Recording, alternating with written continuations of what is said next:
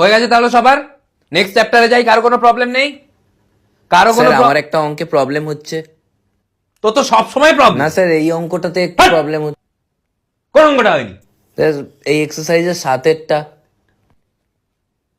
এই রে, যে সাতেরটা তো মারাত্মক কঠিন অঙ্ক, তা আমি নিজেই দেখে আসতে ভুলে গেছি।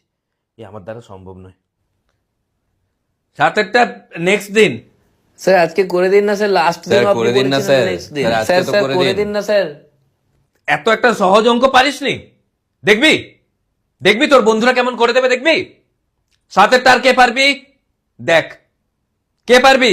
স্যার ক্লাসে কেউই পারছে না এই অঙ্কটা। কেউ কেউ পারবি না কেন? স্যার এটা কঠিন আছে না স্যার। না, পারতে হবে। আর স্যার কেউ পারছে না তো কি করবে? এরকম ক্লাস আমি জীবনে দেখিনি যেখানে স্টুডেন্ট টিচার কেউ পারছে না, স্যার টিচারও পারছে না? মানে স্টুডেন্টরা কেউ পারছে না। চাপ!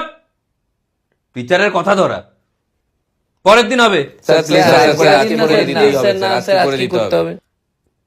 সাতেরটা এত একটা সহজ অঙ্ক, তোদের লজ্জা লাগে না বলতে?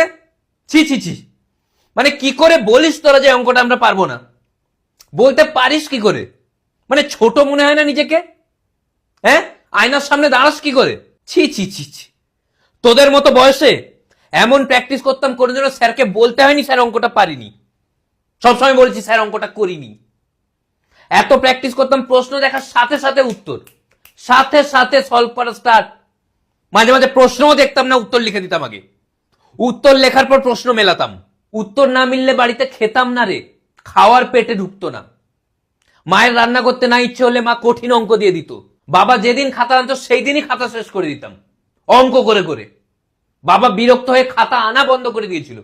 তাল পাতা আনতো, তাল পাতায় অঙ্ক করতাম। আমার অঙ্ক করার চক্করে তাল গাছ নেড়া হয়ে গেছিল। শেষ পর্যন্ত বাবা তাল পাতাও আনা বন্ধ করে দিয়েছিল। লুকিয়ে লুকিয়ে তাল গাছে উঠে অঙ্ক করতাম। অঙ্ক করার এত শখ ছিল, যেখানে কাগজ পড়ে থাকতো অঙ্ক করে দিতাম। আমি রিলেটিভের বাড়িতে গেলে ওরা ভয়ে কাগজ লুকিয়ে দিত যে অঙ্ক না করে দেয়। কাগজ দেখলেই অঙ্ক করে দিতাম। একবার পরীক্ষায় এক্সট্রা শিট নিয়ে অঙ্ক করেছিলাম, তাও 0 দিয়েছে। স্যার কেন? ওটা ইতিহাস পরীক্ষা ছিল। এত অঙ্ক প্র্যাকটিস হয়ে গেছিল যে LHS equals to RHS proof করার সময় RHS ডান হাতে, LHS বাম হাতে করতাম। শেষ পর্যন্ত অঙ্ক করার জায়গা পেতাম না বলে জলে অঙ্ক করতাম। ধর স্যার, ঢপ মারবেন না তো। আরে আমি জলে থাকতাম, খাতা উপরে রাখতাম, তাও অঙ্ক করার কোনো জায়গা ছিল না বলে দেওয়ালে অঙ্ক করতাম। অঙ্ক করে দেওয়াল পুরো ভরিয়ে দিয়েছিলাম।